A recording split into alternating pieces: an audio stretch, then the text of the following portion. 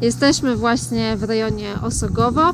Dotarliśmy do Kriwej Palanki i do monasteru osogowskiego, gdzie było dzisiaj przepiękne światło i w ogóle było... No jest to magiczne miejsce, także koniecznie musicie je odwiedzić.